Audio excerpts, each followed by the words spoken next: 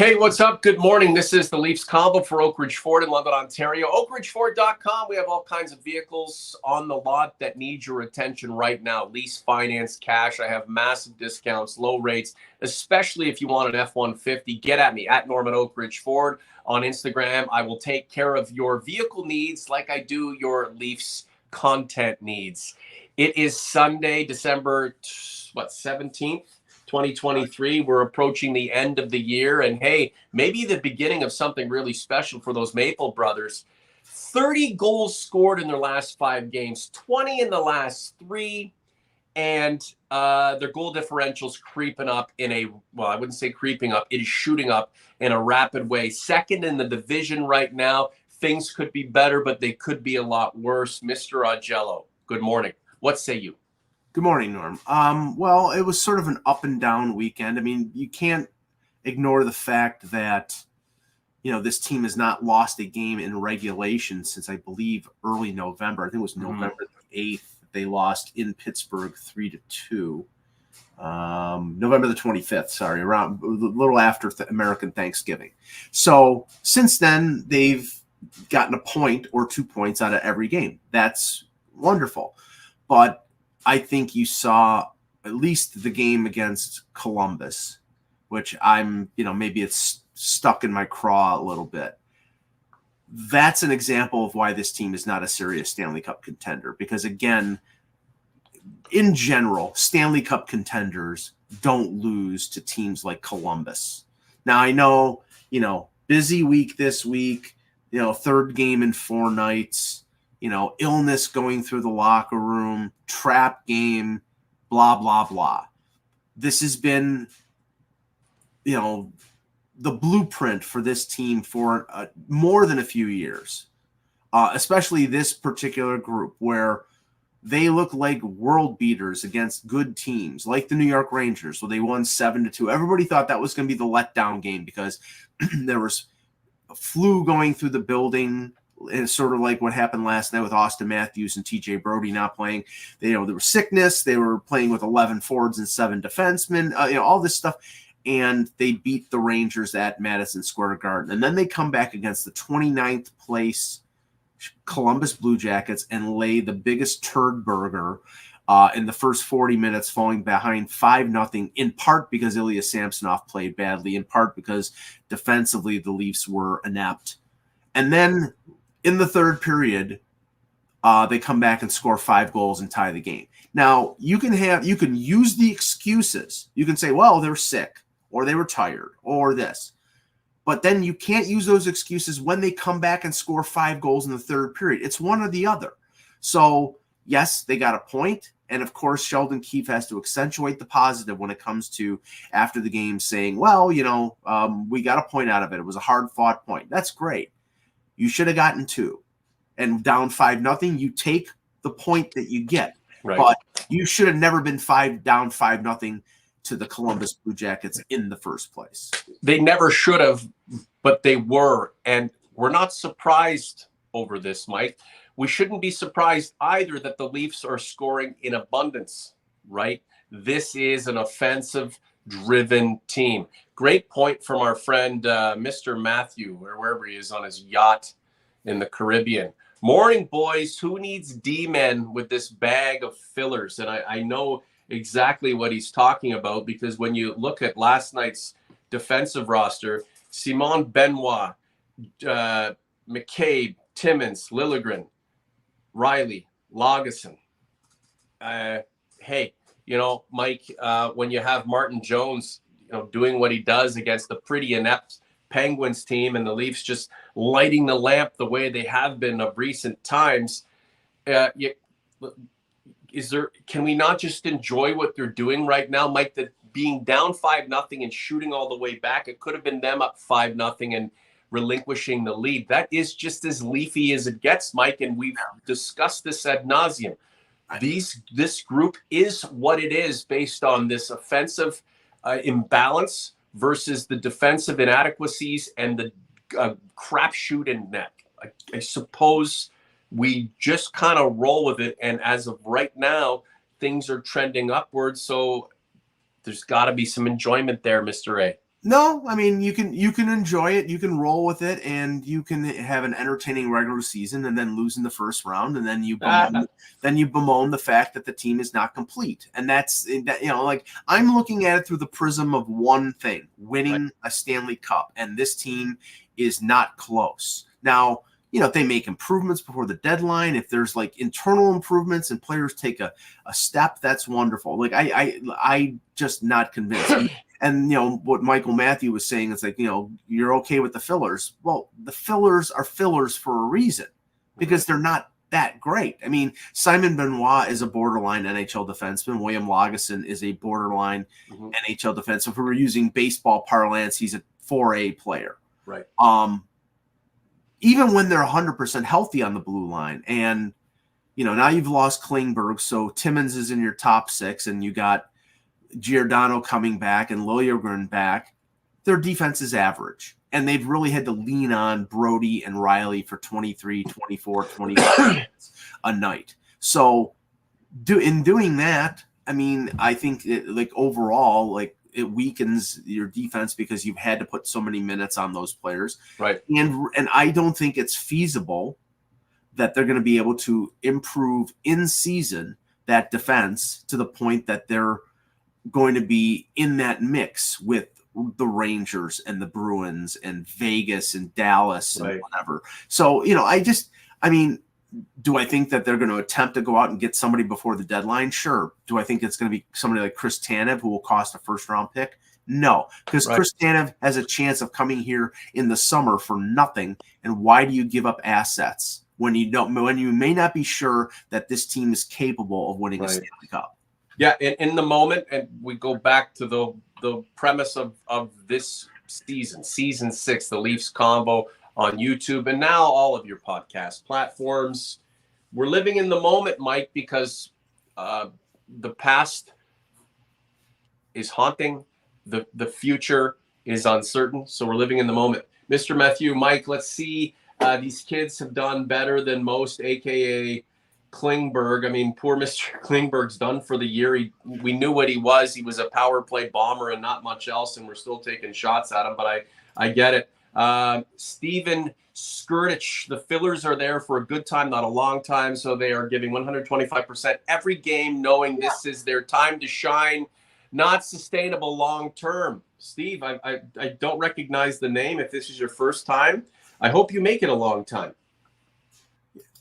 I mean, first of all, yes, they are trying their utmost, right? And I'm not criticizing or questioning that, but Michael Matthew has got it off a little bit when he say these kids. William Lagesson's 20. Well, everyone's a kid compared to Michael Matthews. He's like 112. Maybe. He doesn't look it because he's like chilling out where he is, but William Lagesson's 27. Simon Benoit's 25. Now 25 is not ancient, but he's been in the league a few years. He wasn't particularly good in Anaheim, but I give him, I give him credit, and he's somebody who provides some size, right? But he's been exposed on a number of chances where he's not particularly fleet of foot. So somebody with speed can get around him. But Klingberg was brought in like the commenter is saying, he was brought in to take the weight off of Morgan Riley, to be a right shot defenseman in the top 4 and to be a power play quarterback. The injury prevented that from happening. He's out for the year.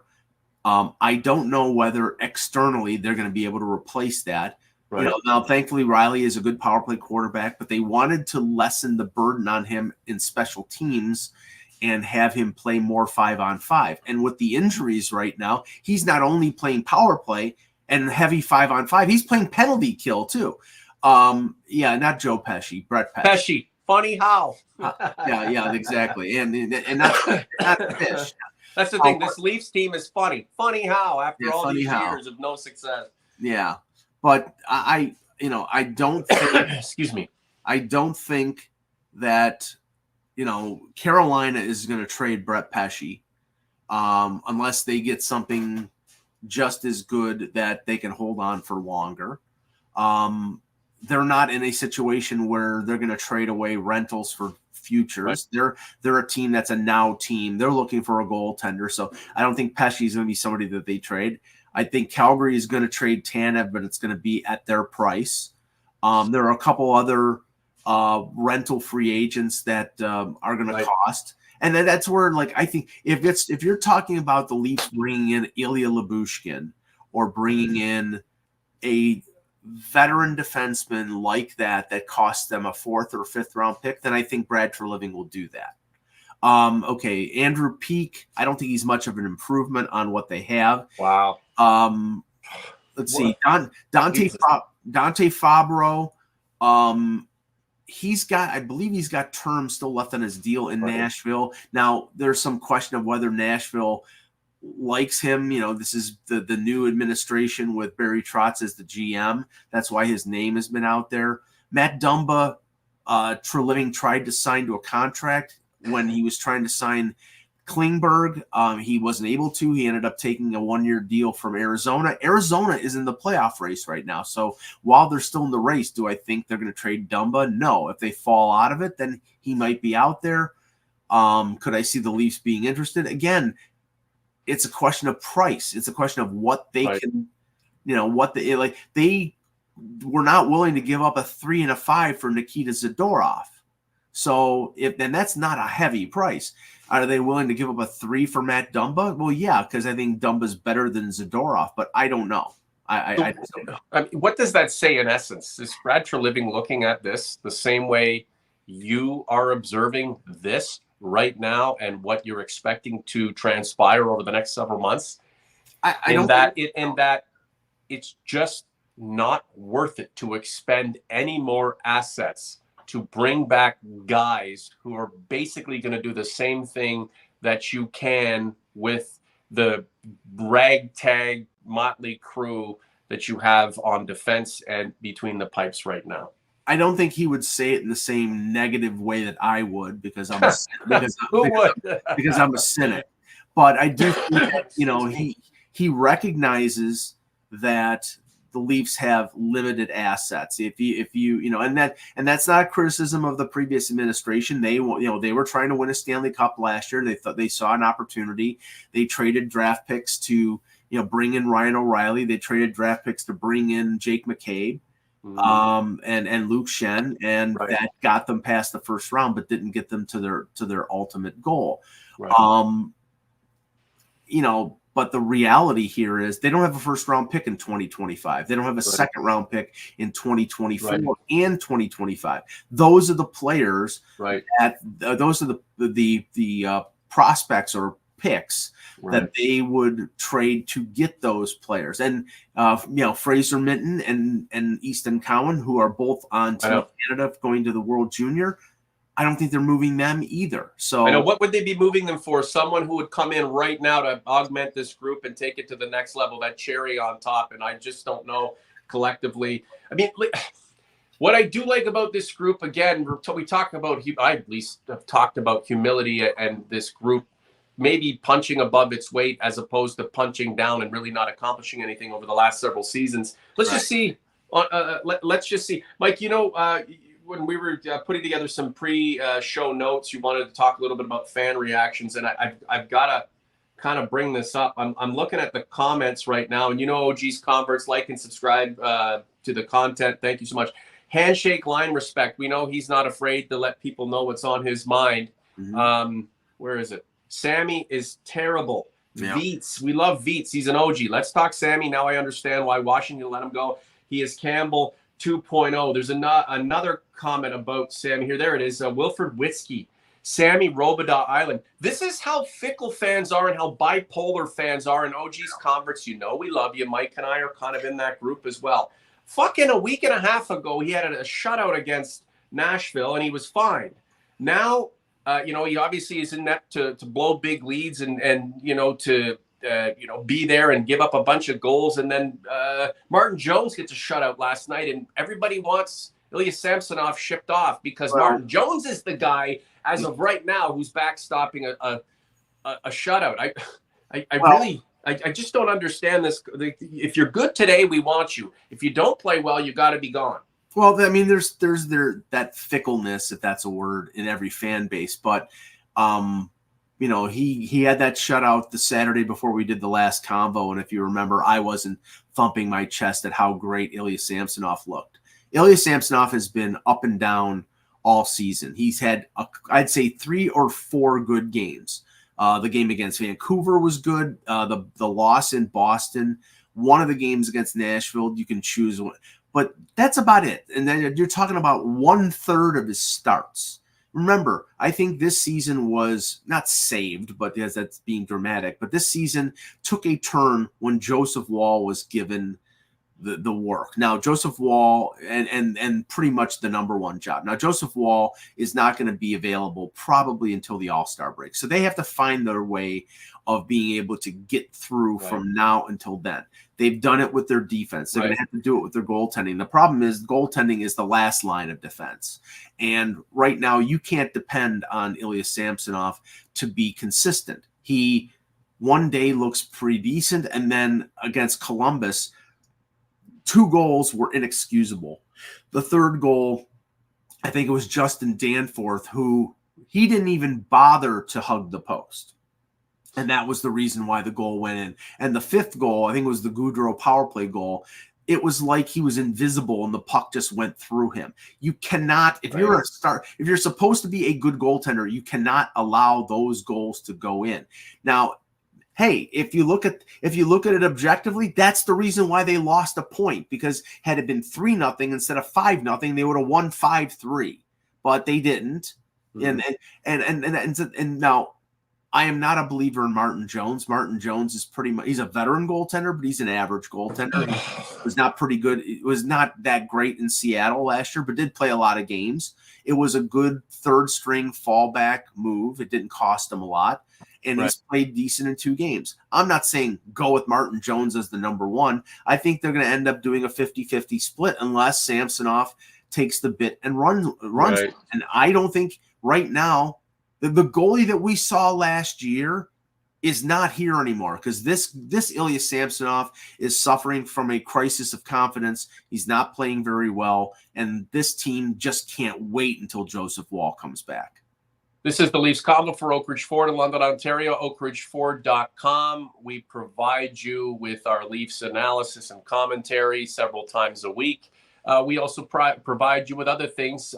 Mike's on hockeybuzz.com, writing up a storm for online publications. He obviously covers the Sabres too. We know you really, really enjoy that, but we appreciate everything that you do, Mr. Augello. I sell cars at Oak Ridge Ford in London, Ontario. If you're from Southwestern Ontario and you're looking for wheels, there's no reason to go to your local dealer. I'm as local as it gets. All you have to do is text me, get at me at Instagram, at Norm, at Oak Ridge Ford. Ilya Samsonov is like a lot of the guys on defense right now, and I like the mindset for this team. It's all about right now. He's not going to be with the group next year. Let's try to get what we can out of this cat. And it's like, okay, well, he's got a confidence problem if he plays too much. His confidence problem if he doesn't play enough. This is what it is. And Brad Treliving, and I've already mentioned this, you know this, OG's conference, you know this too. He's looking at it going, this is the group we're going to have to ride or die with. We're tied down financially to the Goliaths up front, and it's going to be a very complicated process untying that to free up more assets and more financial resources to spread out the need and the requirements from top to bottom. That's going to take some time. So, guys, it is what it is. Mike, you were wondering about, not wondering, you had some comments about fan reaction over the last little while. I know that fans haven't been I wouldn't say the happiest or most content of late, despite the 30 goals in the last 6 games, 20 goals in the last 3, and this resurgence in offense that's kind of carried the team to a different place than it's been all season. But there's the reaction to John Tavares' dad on social media.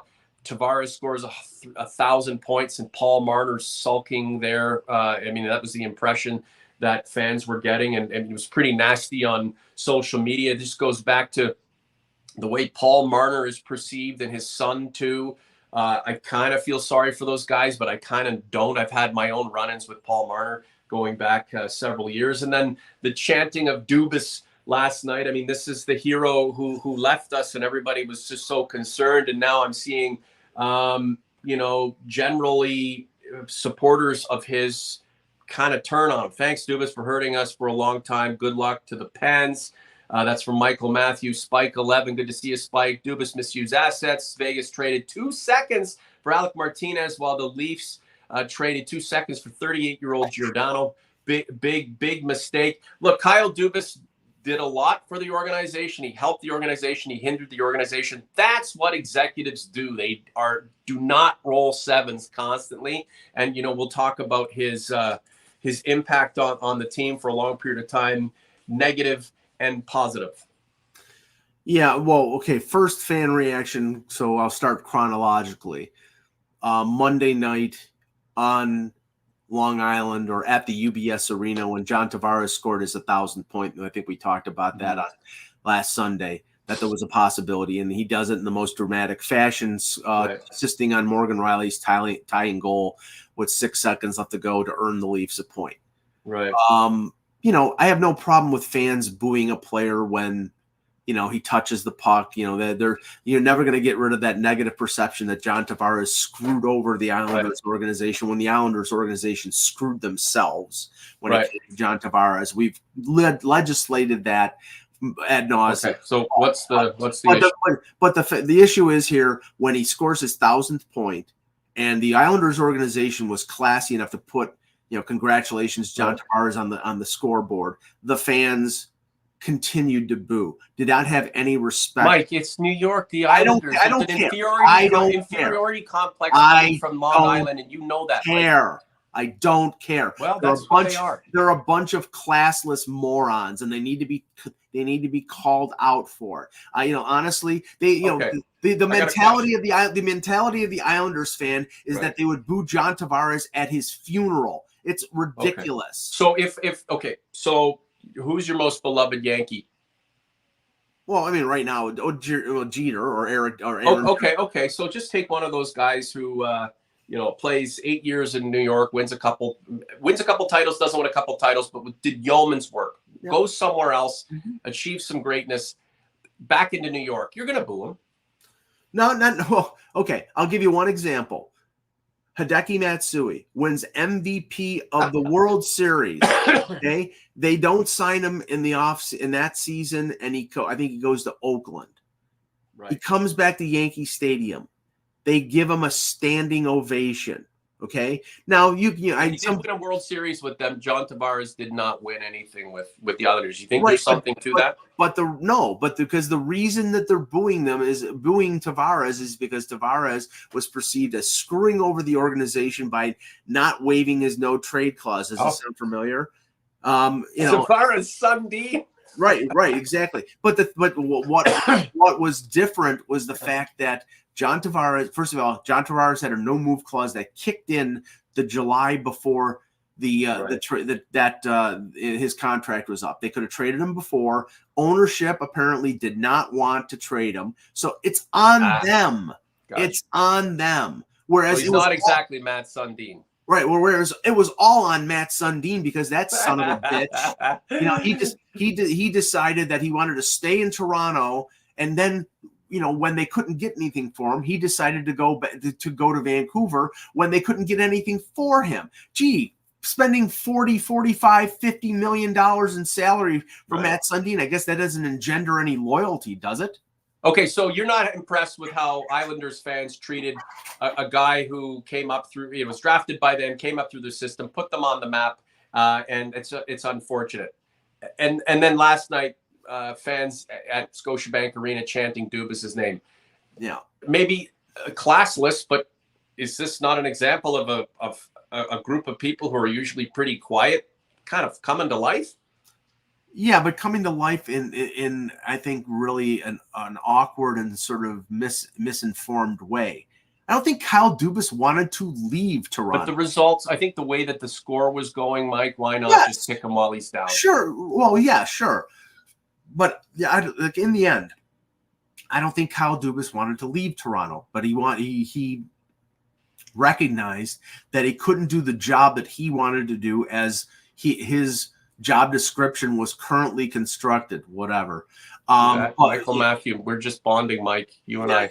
He is not even the greatest Leaf of the last 30 years. Oh, he is too. Leave him alone. But anyway, so I think it was a little bit embarrassing in terms of the chanting of Dubas's name. You have people out there who think it was the best thing for the organization for him to leave, who didn't believe in the sort of the blueprint of what he was putting together, and people believe that what they see right now in Pittsburgh is a reflection of that. Whereas I have to tell you, if I was counseling Kyle Dubas into terms of the next job to take, I would not have told him to take the Pittsburgh job, because he was locked in salaries like Crosby, Letang, and Malkin. He was locked in with a coach in Mike Sullivan. I think it was doomed to fail. Now he tried to do things like trade for Carlson, and right now it hasn't turned out well for them. But honestly, I think he wanted to win with the Leafs. I think he wanted to do the best for the Leafs. It didn't work out. He's now in Pittsburgh. There are a lot of people who think what Brad Treliving has done so far hasn't been that great. So if the Leafs were losing 6-0, Mike, they wouldn't have been chanting Dubas's name. And the thing with the fans at Scotiabank Arena, they're damned if they don't, which they don't most of the time, and they're damn, subdued and zoned out fans. And then when they do, they get yelled at because it's misplaced aggression, it's misplaced animosity, it's misplaced sarcastic, sardonic reaction to an individual who did his very best, and there's a little more complexity to why that individual did not continue on with the organization. I think it's all in good fun. And I hope Kyle Dubas doesn't take too much offense to it, and actually he's probably pretty surprised that they actually recognized the circumstance and put 2 and 2 together and equated this one game where they're kicking the shit out of the team now being run by their former general manager with shitting on him for leaving. So good on them, and just for showing up and showing some exuberance for once, And it was, I think, the most positive thing about, and we've seen over the years when Austin Matthews has been out of the lineup for a game here or there that the team has stepped up.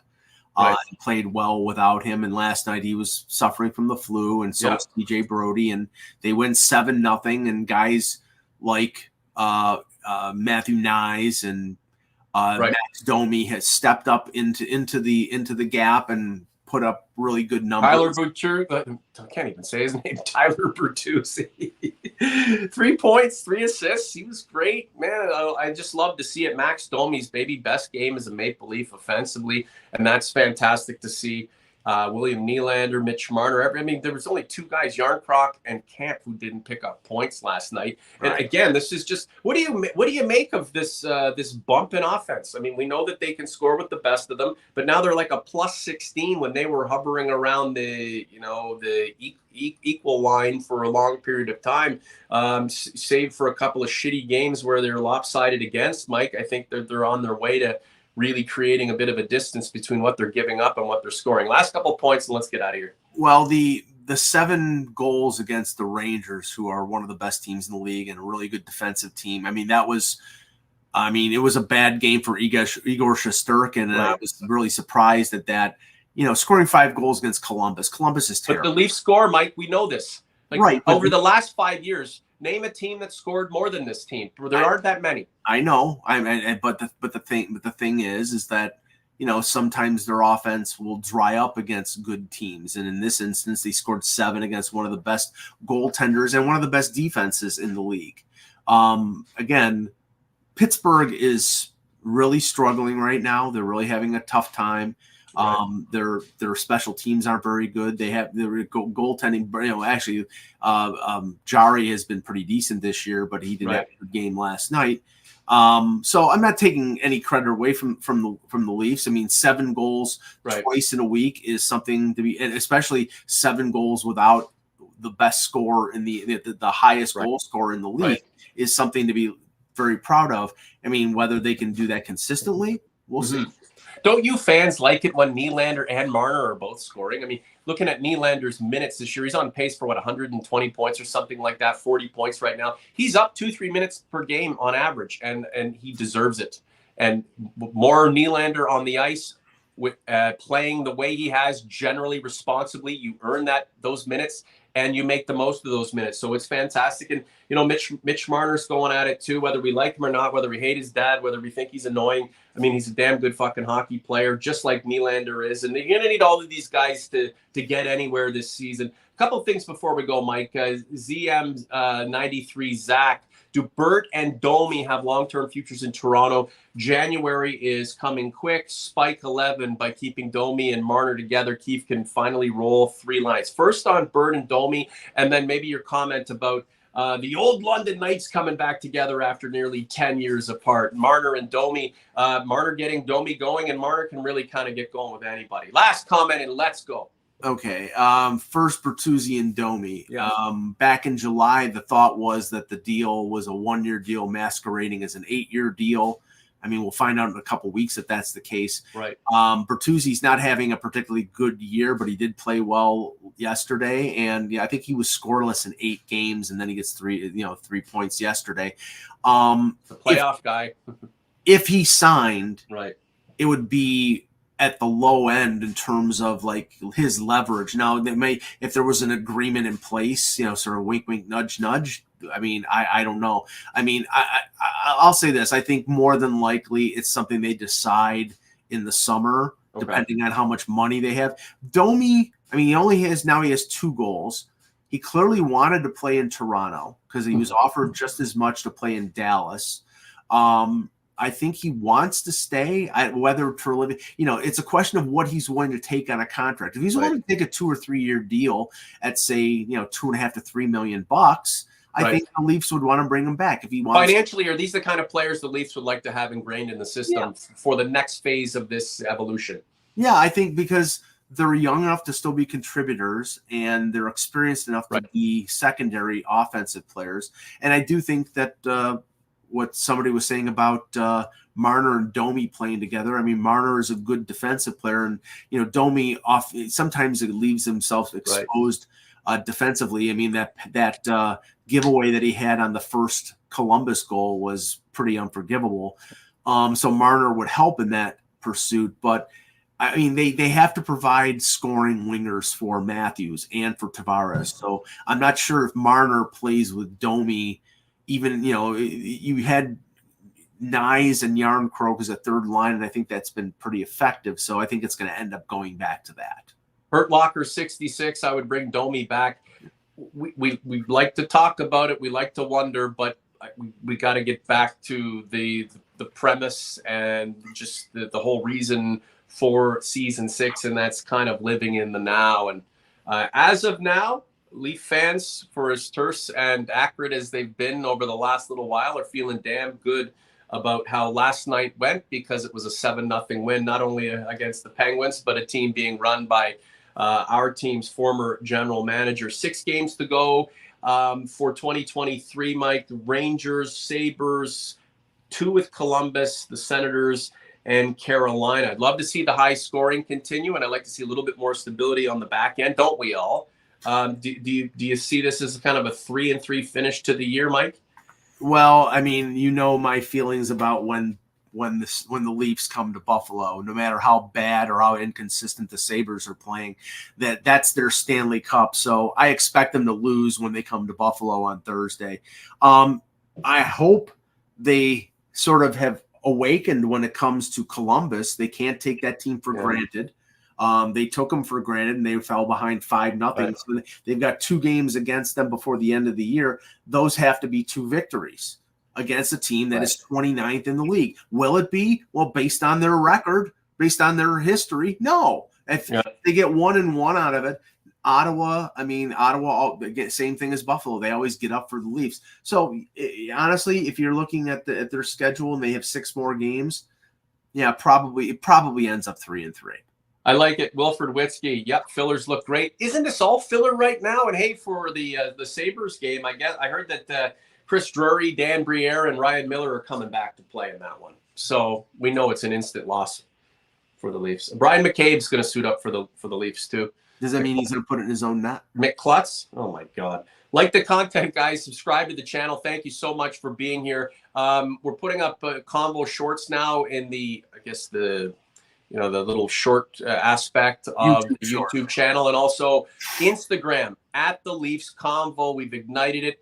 We're going to have a lot of YouTube shorts going to our Instagram. Can you follow us there, guys? Go to Norm James at Oak Ridge Fort at Instagram, and then also the Leafs Convo page, Mike in Buffalo. Follow us on other social media. And we are finally back on podcast platforms. You name it, we are there. The audio issues have kind of sorted themselves out. So we are just about everywhere. And the more you can support our content with likes, subscribes, a commentary, and then residually, get involved with what we're doing elsewhere, the further we can take this project, the more we can continue to labor and lament and love these Maple Leafs. Mr. Augello, enjoy your Sunday, and I'm sure we'll reconvene here a few more times before the big guy starts, slipping down your chimney with all that coal. Thank you. Yeah, you're expecting it. For Mike, I'm Norm. We're up.